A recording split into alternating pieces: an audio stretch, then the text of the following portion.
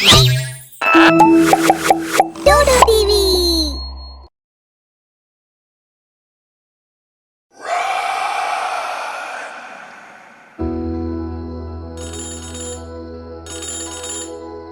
ஆஹா, நான் வந்துட்டு இருக்கேன். நீ எங்கேயும் போக வேண்டாம், அங்கேயே இரு. 10 நிமிஷத்துல வந்துருவேன். சாவி எங்க இருக்கு? சாவி எங்க இருக்கு? சாவியை எங்கிட்ட கொடு, நான் சீக்கிரம் வெளியில போகணும். இந்தாங்க வாங்கிக்கோங்க, கீ இங்க இருக்கு. அட, எங்க போய்கிட்டு இருக்கீங்க நீங்க? என்ன கேட்டுட்டே இருந்தா சொல்லாம போறீங்க? மயாங்க் கார் எடுத்துட்டு எதுவும் பேசாம அங்க இருந்து வேகமா போயிடுறான்.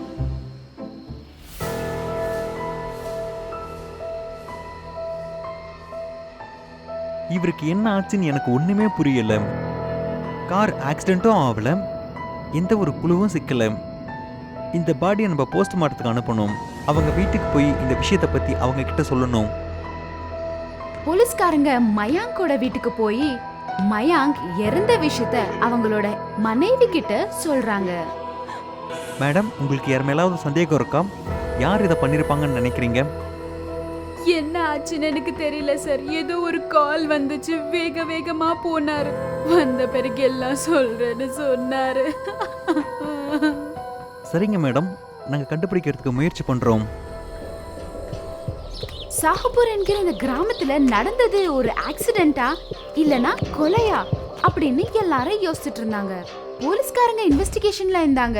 இன்னொரு பக்கம் சுனிதா புருஷனை எழுந்த சோகத்துல இருந்தா. மயாங்கோட கதையில இருக்க மர்மம் என்ன? எல்லாருமே இத பத்தி தான் பேசிட்டு இருந்தாங்க. இது ஆரம்பம் மட்டும்தான், இன்னும் நிறைய நடக்க வேண்டியது இருக்கு. ஹலோ, யாரு? இன்னொரு பக்கத்துல இருந்து ஒரு பொண்ணு பேசுறா. நான் தினமும் உன்னோட கனவுல வர பொண்ணு, உன் கனவை நினைவாக்க வந்திருக்கேன். நான் உன்னோட இதயத்துல இருக்கிற கோரிக்கையை நிறைவேற்றுறதுக்காக வந்திருக்கேன். உன் இரவுகளை ஒளிமயமாக்க வேண்டுமா? என்ன பார்க்கணும்னு நினைச்சிட்டு இருக்கியா? அப்ப சீக்கிரமா வா. நான் நேர்ல வரேன். வாவ், நீங்க பேசுறது ரொம்ப நல்லா இருக்கு. உங்களை நேர்ல பார்க்க போறத நினைச்சு ரொம்ப சந்தோஷமா இருக்கேன். அமித் பைக் ஸ்டார்ட் பண்ணிட்டு அங்கிருந்து போயிடுறான். அன்னைக்கு நடந்த ஆக்சிடென்ட் கூட இதே மாதிரி தான் இருந்தது. இதுவும் அதுவும் ஒரே மாதிரி தான் இருக்கு. எனக்கு கொஞ்சம் பயமா இருக்கு. இதுல ஏதோ ஒரு மர்மம் இருக்கு தயா. போலீஸ்காரங்க அமித் இறந்து போனதை பத்தி அவங்க அம்மா கிட்ட சொல்றாங்க. அப்ப அவங்க அம்மா சொல்றாங்க, ஏதோ ஒரு கால் வந்தது, அது கேட்ட உடனே அவரு வேகமா கிளம்பிட்டான்னு சொன்னாங்க. இந்த விஷயம் கொஞ்சம் கொஞ்சமா ஊர்ல இருக்கிற எல்லா ஜனங்களுக்கும் பரவுது. ஆம்பளைங்க மட்டும்தான் செத்துட்டு இருக்காங்க. அவங்க சாகறதுக்கு முன்னாடி அவங்களுக்கு ஒரு ஃபோன் கால் வருது. அது வந்த உடனே வீட்ல இருந்து கிளம்புறாங்க. ஏதாவது தெரிஞ்சதா? என்ன சார், இன்னுமா உங்களுக்கு புரியல?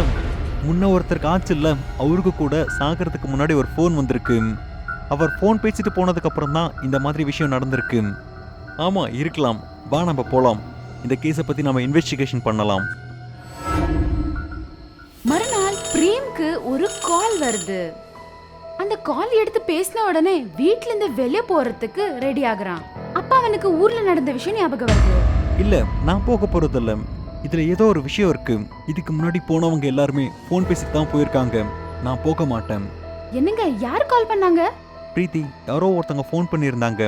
அவங்க சொன்னாங்க ஹரிதுவார் பக்கத்துல அப்பாவுக்கு ஆக்சிடென்ட் ஆயிருக்குன்னு. அப்புறம் அவர் சீரியஸா இருக்காரு, உங்களை பார்க்கணும்னு ஆசைப்படுறாரு அப்படின்னு சொல்றாங்க. ஐயோ, அப்படியா? அப்ப எதுக்காக வெயிட் பண்றீங்க? வாங்க போலாம். இல்ல, இது எனக்கு சரிப்பட்டு வரல. நான் சொல்லியிருக்கேன்ல, இது உண்மை இருக்காதுன்னு நினைக்கிறேன். நான் போக போறதில்ல. நான் அம்மாவுக்கு ஃபோன் பண்ணி கேட்கிறேன்.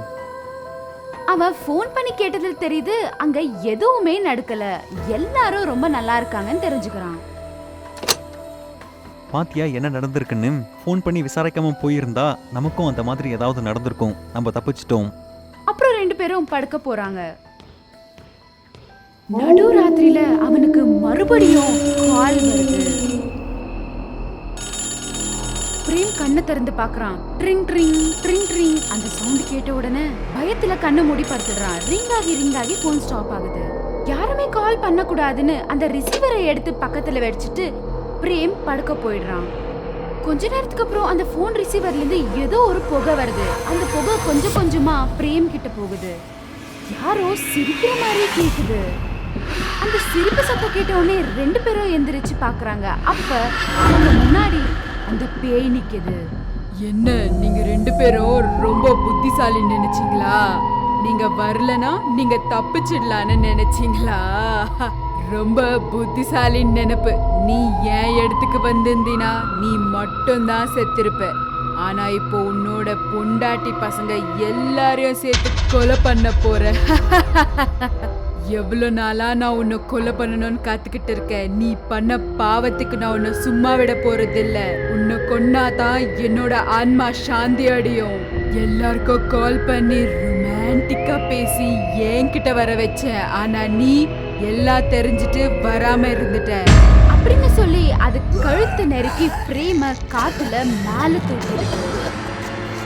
ஐயோ அவரை இது பண்ணாத, அவரை விட்டுரு. நான் யாரையும் விட போறது இல்ல. வேணாம், உனக்கு கையெடுத்து கும்பிடுறேன், வேணாம். என்ன பிரேம், நானும் உங்ககிட்ட இப்படிதானே வேண்டிக்கிட்டேன். ஆனா நீங்க என்ன சும்மா விட்டீங்களா? பூஜா நீயா? பரவாயில்லையே, கண்டுபிடிச்சிட்ட.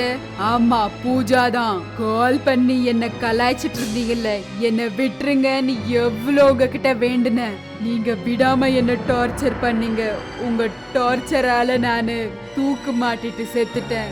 அவங்க 2 பேரும் செத்துட்டாங்க. இப்போ உன்னோட டர்ன். பிரீத்தி அந்த பேய நிறுத்துறதுக்கு பேய் கிட்ட போறா. பேய் அவளை ரொம்ப தூரத்துல தூக்கி போட்டுறா. அப்ப அவ வீட்டுல இருக்கிற சாமி ரூம் கிட்ட போய் விழுறா. அந்த பேய் பிரேம ரொம்ப கட்டியா புடிச்சிட்டு இருந்தது. நீ இன்னைக்கு செத்த. ஆம்பளைங்கள மட்டும்தான் நான் வேட்டையாடிட்டு இருக்கேன். ஆனா உனக்கு ஒரு ஆஃபர். உனக்கு கம்ப்ளீட் ஃபேமிலி பேக் தாண்டி. அந்த பேய் பிரேமோட கழுத்தை நறுக்கி சாகடிக்க பாக்குது. அப்ப பிரீத்தி அங்க இருக்கிற கங்கா ஜலம் எடுத்துட்டு வந்து பேய் மேல ஊத்துறா. ஏய், என் மேல என்ன ஊத்துன? நான் எரிஞ்சிட்டு இருக்கேன், எனக்கு எரியுது. அந்த பேய் வலியில அழுதுட்டே அங்கிருந்து மாயம் ஆயிடுது. பிரேம் அவன் பண்ண வேலைக்கு ரொம்ப வருத்தப்படுறான். பிரீத்தி கிட்ட மன்னிக்க சொல்லி கேக்குறான். அவன் பண்ணது தப்புன்னு தெரிஞ்சுக்கிறான். இந்த சம்பவம் நடந்து ரொம்ப நாள் ஆயிடுது. எல்லாமே சரியாயிடுச்சு. ஆனா சடனா ஒரு நாள் அவனுக்கு மறுபடியும் ஒரு போன் கால் வருது. உங்க இரவுகளை இனிமையாக்கணுமா?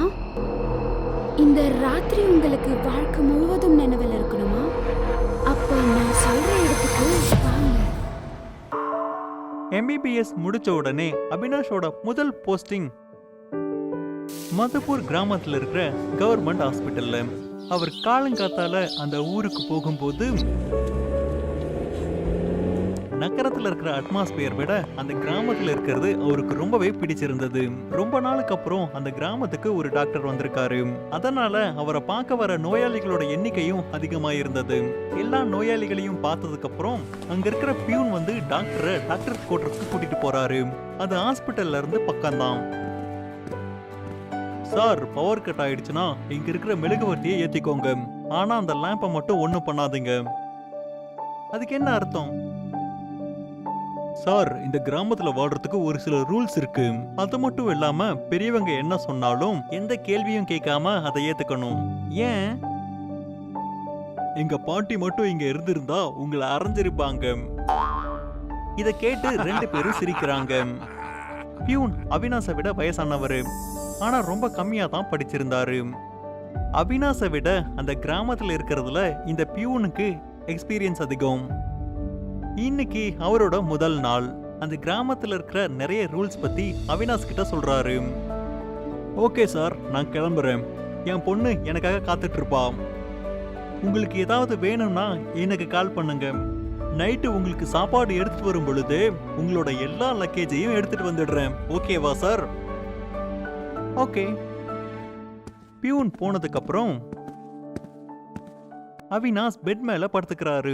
அவரு ரொம்ப டயர்டா இருந்ததால உடனே தூங்கிடுறாரு. அப்ப திடீர்னு யாரோ கதவை தட்டுறாங்க. இவர் எழுந்து போய் கதவை திறக்கிறாரு. வெளியே வேகமா காத்தடிச்சு மழை பெய்யவும் ஆரம்பிக்குது. இவ்வளவு நேரம் பகலா தானே இருந்தது, அவ்வளோ வெயில் அடிச்சது. அப்புறம் எப்படி திடீர்னு இரவா மாறுச்சு? எப்படி வெதர் சேஞ்ச் ஆயிடுச்சு? அப்புறம் யாரோ கதவை தட்டினது அவருக்கு ஞாபகம் வந்தது. யாரது யாரது? அப்போ திடீர்னு ஒரு சின்ன பொண்ணு அவர் முன்னாடி வந்து நிக்கிறா. அவ்வளவு இருட்டு மலையில இடியும் மின்னலும் வந்துட்டு இருக்கும்போது அவ பார்க்கறதுக்கு ரொம்ப பயங்கரமா தெரிஞ்சா. அபினாஷ் பயந்து போய் அப்படியே பின்னாடி போறாரு. யார் நீ? எங்க இருந்து வர? என்ன கொடுங்க, என்ன? என்ன கொடுங்க. ஒரு பக்கம் இந்த சூழ்நிலை ரொம்ப பயங்கரமா இருந்தது, அதை விட இந்த பொண்ணு ரொம்ப பயங்கரமா இருந்தா. அவினாஷ் பயந்து போயிடுறாரு. அவருக்கு நடக்கிற எதுவுமே புரியல. இந்த மலையில நீ எப்படி வீட்டை விட்டு தனியா வந்த? உங்க அப்பா அம்மா எங்க? எனக்கு பசி எடுக்குது, என்ன கொடுங்க, நான் குடிக்கணும், நான் குடிக்கணும். உனக்கு பசியா இருந்தா எண்ணெய குடிக்காத, ஏதாவது சாப்பிடு. அவினாஷ் வீட்டை சுத்தியும் முத்தியும் பார்க்கறாரு. ஆனா அங்க சாப்பாடு இல்ல. பாரு, எங்க வீட்டுல சாப்பாடு இல்ல. நான் உனக்கு என்ன கொடுக்கறது? எண்ணெய். நான் ஏற்கனவே உனக்கு சொல்லிட்டேன், பசி எடுத்தா சாப்பாடு தான் சாப்பிடணும். இப்ப அந்த பொண்ணுக்கு கோவம் வந்துடுது. அவளுக்கு கோவம் வந்த உடனே இடி மின்னலெல்லாம் அதிகமா வர ஆரம்பிக்குது. அவினாஷ் நடுங்கிட்டு இருக்காரு. அந்த பொண்ணோட தோற்றம் மாற ஆரம்பிக்குது. அவளுக்கு சுருள் முடியாகுது. அவளை பார்க்கறதுக்கே பிசாசு மாதிரி மாறிடுறா. அந்த இரவு நேரத்துல அந்த பொண்ணோட தோற்றமும் அந்த சூழ்நிலையும் பயங்கரமா இருந்தது. அவினாஷ் பயந்து கத்த ஆரம்பிக்கிறாரு. ஆனா அவரோட வாயிலிருந்து வார்த்தை வரல. நான் சொன்னேன்ல எனக்கு கடுகு என்ன வேணும்னு, உனக்கு கேக்கலையா? உன்னோட பேக் எங்க வச்சிருக்க? என்னோட பேக்ல கடுகு என்ன இருக்குன்னு உனக்கு எப்படி தெரியும்? எனக்கு எல்லாம் தெரியும். இப்படி சொல்லிட்டு இருக்கும்போது அந்த பிசாசு அந்த வீட்டுக்குள்ள வந்துடுறான். வந்து அவரோட பேக்கை ஓபன் பண்ணி அதுல இருக்கிற எல்லா பொருளையும் தூக்கி கீழே போட்டுறான். அப்புறம் அந்த பேக்ல இருக்கிற கடுகு எண்ணெயை மட்டும் எடுத்து முழு பாட்டிலையும் குடிச்சு அந்த பாட்டில தூக்கி வீசிடுறான். அப்ப அந்த இடத்துல இருந்து கோவமா நடந்து போயிடுறான். அவர் உடனே கதவை சாத்திடுறாரு. அப்புறம் திடீர்னு திரும்பவும் யாரோ கதவை தட்டுற சத்தம் கேக்குது.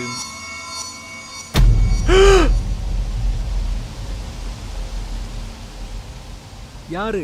யாருங்க? சார், நான் தான். கதவை திறங்க. அவர் எழுந்து போய் கதவை திறக்கிறாரு. வெளியில வெதர் ரொம்ப நல்லா இருந்தது. மழை வந்த மாதிரியும் நேத்து வெதர் மோசமான மாதிரியும் பார்த்தா தெரியவே இல்லை. அவர் ரூமுக்குள்ள பார்க்கறாரு. அந்த ரூமும் ரொம்ப சுத்தமா இருந்தது. ஆனா அந்த கடுகு எண்ணெய் பாட்டில் காலியா கீழே விழுந்து கிடந்தது. சார், இன்னும் நீங்க ஏன் துணியை மாத்தாம இருக்கீங்க? உங்களுக்கு ஏன் இவ்வளவு வேர்த்து இருக்கு? வெதர் ரொம்ப கோல்டா வேற இருக்கு. நான் தூங்கிட்டு இருந்தேனா? ஒருவேளை அது கனவா? சார், நீங்க ஏதாவது சொன்னீங்களா?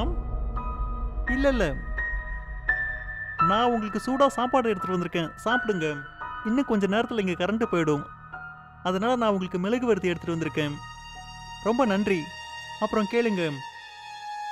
அவரோட மொத்த கனவையும் அவர்கிட்ட சொல்றாரு.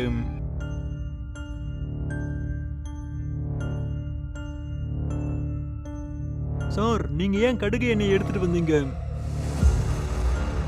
எனக்கு வீட்டில் செஞ்ச கடுகு எண்ணெய் பிடிக்கும், அதனால எங்க அம்மா எனக்கு கொடுத்து விட்டாங்க. சார், 10 வருஷத்துக்கு முன்னாடி இந்த கிராமத்தில் நடந்த ஒரு விஷயத்த நான் உங்ககிட்ட சொல்றேன். அப்புறம் அவரு கதைய சொல்ல ஆரம்பிக்கிறாரு. அம்மா, எனக்கு ரொம்ப பசிக்குது, சீக்கிரம் சாப்பாடு கொடுங்க. அம்மா, எனக்கு சீக்கிரம் பசிக்குது, சாப்பாடு கொடுங்க. 4 வயசு ரூபா அவ இனிமையான குரல்ல சொன்னதையே திரும்ப திரும்ப சொல்லிட்டு இருந்தான். ஐயோ, உன்கிட்ட எனக்கு பைத்தியம் பிடிக்குது. சொன்னதே சொல்லிட்டு இருக்க, சாப்பாடு செஞ்சிட்டு இருக்கல, ஆன உடனே குடுக்கறேன், சரியா? அம்மா ரொம்ப பசிக்குதுமா, சீக்கிரம் பூவா கொடுமா. சும்மா இருக்க போறியா இல்ல அடி வாங்க போறியா? அம்மா, எனக்கு பசி எடுக்குது, சீக்கிரம் சீக்கிரம் பூவா கொடுமா. சமையல் கட்டுல இருந்து வர வெப்பத்தாலையும் ரூபா தொடர்ந்து பேசிட்டு இருக்கிறதாலையும் அவங்க அம்மா கோவத்துல சொல்றாங்க. அவ்வளோ பசி எடுத்துட்டு இருந்ததுன்னா இந்த எண்ணெயை எடுத்து குடிச்சுடு. பசியில் இருக்கிற அந்த பொண்ணு அவங்க அம்மா கோவத்துல சொன்னதை உண்மைன்னு நினைச்சு ஸ்டவ் பக்கத்துல இருக்கிற அந்த எண்ணெய் பாட்டிலை எடுத்து குடிச்சிடுறான். அப்புறம் அந்த பொண்ணு இறந்து போயிடுறான். அப்பல இருந்து இப்ப வரைக்கும் இந்த கிராமத்துல யாரும் எண்ணெயை உபயோகப்படுத்துறது இல்ல, அதுலயும் கடுகு எண்ணெய. பயப்படாதீங்க, அந்த பொண்ணு யாரையும் காயப்படுத்த மாட்டான். உங்க வீட்டுல எண்ணெய் இருந்தா அவ வந்து குடிச்சிட்டு போயிடுவான். அதனால எப்பவுமே உங்ககிட்ட எண்ணெயை வச்சுக்காதீங்க. பியூன் சொன்னதை கேட்டு அவினாஷ் அந்த பொண்ணை பாவன் நினைக்கிறாரு. அவளை முக்தி அடைய வைக்கணும்னு நினைக்கிறாரு. அதுக்காக அவர் ஒரு சாமியாரை தேடி போறாரு. அப்போ அந்த சாமியார் சொல்றாரு, யாராவது ஒருத்தங்க நிறைவேறாத ஆசையால செத்து போயிட்டாங்கன்னா அவங்களோட ஆன்மா முக்தி அடையறதுக்கு அவங்களோட ஆசையை நிறைவேற்றணும். அவரு அந்த கிராமத்துல இருக்கிற அந்த பொண்ணோட வீட்டுக்கு போறாரு. ஆனா அந்த வீட்டுல இப்ப யாரும் இல்ல. அந்த வீட்டு பக்கத்துல இருக்கிறவங்கள அவர் விசாரிக்கிறாரு. அவங்க வேற ஊருக்கு குடி போயிட்டதா அவங்க சொல்றாங்க. அவினாஷ் அவங்கள தேடி போய் அவங்கள திரும்பவும் அந்த கிராமத்துக்கு கூட்டிட்டு வராரு. அவங்கள அந்த வீட்டுல தங்க சொல்லி பக்கத்து ஊர்ல இருந்து நிறைய எண்ணெயை வாங்கிட்டு வந்து அந்த வீட்டுல வைக்கிறாரு. கொஞ்ச நேரத்திலேயே அந்த பொண்ணு ஒரு பயங்கரமான சூறாவளியோட அந்த இடத்துக்கு வந்துடுறான். நான் குடிக்கிறதுக்கு என்ன குடிங்க. ஐயோ குழந்தையே, அம்மா நீங்களா? எனக்கு என்ன கொடுங்க, நான் குடிக்கணும், எனக்கு பசி எடுக்குது. அன்னைக்கு என்னால உனக்கு சாப்பாடு போட முடியல, அதனால நீ என்ன குடிச்சிட்ட. என்ன மன்னிச்சிடுமா. வாமா என் மடியில வந்து உக்காரு, நான் உனக்கு என் கையார ஊட்டி விடுறேன். அவங்க சொல்றத கேட்டு அந்த பொண்ணும் அழ ஆரம்பிச்சிடுறான். அவங்க அம்மா அவளுக்காக சாப்பாடு செஞ்சு அவளை தொடையில உட்கார வச்சு சாப்பாடு ஊட்டுறாங்க. அவ அந்த சாப்பாடை சாப்பிட்ட உடனே அவ முக்தி அடைஞ்சிடுறான். அந்த பொண்ணோட அப்பா அம்மாவும் அந்த ஊர்க்காரங்களும் அவினாஷ்க்கு நன்றி சொல்றாங்க. அன்னையில இருந்து அந்த ஊர்க்காரங்களும் அவங்களோட சாப்பாட்டுல எண்ணெயை சேர்த்துக்க ஆரம்பிக்கிறாங்க. ரொம்ப காலத்துக்கு முன்னாடி ஒரு விவசாய குடும்பம் ஒரு கிராமத்துல வாழ்ந்துட்டு வந்தாங்க. அந்த விவசாயியோட பொண்ணு தூங்கிட்டு இருக்கும்போது ஒரு பாம்பு கடிச்சதுனால அந்த பொண்ணு இறந்து போயிடுச்சு. அப்புறம் கொஞ்சம் வருடங்களுக்கு பிறகு, சீமா, இன்னைக்கு நான் என்னோட பொண்ணை ரொம்பவே மிஸ் பண்றேன். வேண்டாம் வேண்டாம், அந்த மந்திரவாதி அன்னைக்கு என்ன சொன்னாரோ உங்களுக்கு ஞாபகம் இருக்கா? அவரை ஞாபகப்படுத்தினா ஃபேமிலி ஃபுல்லா செத்துருவாங்கன்னு சொன்னாரு. ஏற்கனவே என் பொண்ணு இறந்துட்டா. இப்ப என்னோட பயணங்களும் எழுந்துட நான் ரெடியா இல்ல. கடவுள் உங்களுக்கு நல்லது பண்ணுவாரு. ஊர்ல ஒருத்தர் ட்ரம்ஸ் அடிச்சுக்கிட்டே அந்த ட்ரம்ஸ் அடிக்கிறவரு ஒரு விஷயத்த சொல்றாரு. கேளுங்க கேளுங்க கேளுங்க கிராம மக்களே, இன்னையில இருந்து இந்த கிராமத்துல இருக்கிற மக்கள் ஒரு வண்டி முழுவதும் சாப்பாடு அனுப்பணும். அதோட சேர்த்து ஒரு பானை தண்ணியும் இந்த காட்டுக்குள்ள அனுப்பணும். ஒருவேளை நீங்க அனுப்பலனா அப்ப உங்க ஊரையே அழிச்சிருவா. கேட்டுக்கோங்க கேட்டுக்கோங்க கேட்டுக்கோங்க. கிராம மக்கள் ட்ரம்ஸ் அடிக்கிறவங்களை பிடிக்கிறாங்க. பிடிச்சு அவரை கிராம தலைவரான மகேஷ் கிட்ட கூட்டிட்டு போறாங்க. ஏய் ட்ரம்ஸ் அடிக்கிறவரை, யார் இதெல்லாம் உங்ககிட்ட சொல்ல சொன்னாங்க? யார் அது? யார் எங்க ஊரை அழிக்க போறாங்க? ஐயா, நான் ரோடு வழியா திரும்ப வந்துட்டு இருக்கும்போது ஒரு பயங்கரமான நிழல் என் முன்னாடி வந்துச்சு. அப்புறம் நான் இந்த ஊர்ல சொன்னதெல்லாம் அது என்கிட்ட சொல்ல சொன்னுச்சு. நான் சொல்லலைன்னா அது என்ன சாப்பிட்ருக்கும்.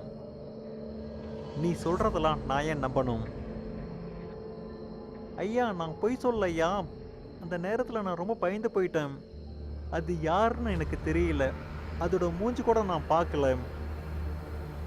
அது இதெல்லாம் என்கிட்ட சொல்லிட்டு அந்த இடத்த விட்டு ஓடி போயிருச்சு. ஏதோ ஒரு பெரிய ஆபத்து வரப்போகுது. எனக்கு ரொம்பவே கவலையா இருக்கு. இல்ல இல்ல, அப்படிலாம் எதுவும் நடக்காது. நீங்க ஒன்றும் கவலைப்பட வேண்டாம், நான் பார்த்துக்கிறேன். அவளுக்கு என்ன வேணுமோ நாம ஏதாவது பண்ணிக்கலாம். அவங்க பேசிட்டே இருக்கும்போது திடீர்னு புயல் காத்து வீச ஆரம்பிக்குது. அங்க ஒரு பொண்ணோட குரல் கேட்க ஆரம்பிக்குது. அவன் சரியாதான் சொல்றான். இனிலிருந்து நான் கேட்டதெல்லாம் நீங்க எனக்கு அனுப்பலனா இந்த ஊரே நான் நாஸ்தி பண்ணிடுவேன். அந்த ஊர்க்காரங்களாம் ரொம்பவே பயந்து போயிட்டாங்க. அவங்க அவங்களோட கையெடுத்து கும்பிட்டு ஊர் தலைவரான மகேஷ் கிட்ட கேட்டுக்கிறாங்க. மகேஷ் பாபு, ஏதாவது பண்ணுங்க. காட்டு நடுவுல சாப்பாடு கொண்டு வந்து வைங்க, எனக்கு ரொம்ப பசிக்குது. அந்த பேயோட கோபத்தை பார்த்துட்டு மகேஷ் சொல்றாரு, சரி சரி நீங்க போங்க, நாங்க உங்களுக்கு அனுப்புறோம். அப்புறம் அந்த குரல் காத்துல மறைஞ்சு போயிடுது. எல்லாரும் பயந்து இருந்த அந்த இடத்துல ஒரு பயங்கரமான அமைதி நிலவுது. அதுக்கப்புறம் கிராம மக்கள் ஒரு வண்டி முழுவதும் சாப்பாட்டையும் பானையில தண்ணியும் நிரப்புறாங்க. அதை இப்ப காட்டுக்குள்ள எடுத்துட்டு போகணும். யார் எடுத்துட்டு போகணும்னு இன்னும் டிசைட் பண்ணல. கடைசியா ஒரு பையன் முன் வந்தான்.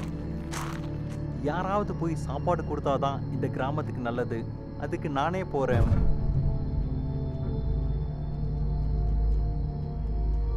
அந்த வண்டி முழுவதும் இருக்கிற சாப்பாட்டை அவன் எடுத்துட்டு கிளம்புறான்.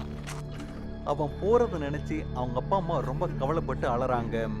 அவங்க அப்செட்டா இருக்கிறத பார்த்து மகேஷும் கவலைப்படுறாரு. போன அந்த பையன் திரும்ப வரவே இல்லை.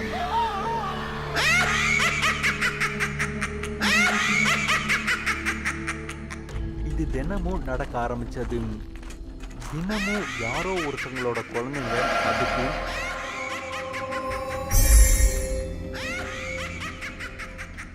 பலிகடா ஆகுறாங்க. தினமும் யாரோ ஒருத்தவங்களோட வீட்டுல அழுகுரல் கேட்கும். ஒரு நாள் மகேஷோட வீட்டுக்கு யாரோ ஒரு விருந்தினர் வந்திருந்தாங்க. பக்கத்து வீட்டுல யாரோ ஒருத்தங்க அலறது அவருக்கு கேக்குது. மகேஷ், பக்கத்து வீட்டுல ஏன் அலறாங்க? அவங்களுக்கு என்னாச்சு? எப்படி சொல்றதுன்னா, அது என்னன்னா, ஒவ்வொரு நாளும் ஒவ்வொரு வீட்டுல இருந்தும் ஒருத்தர் சாகுறாங்க.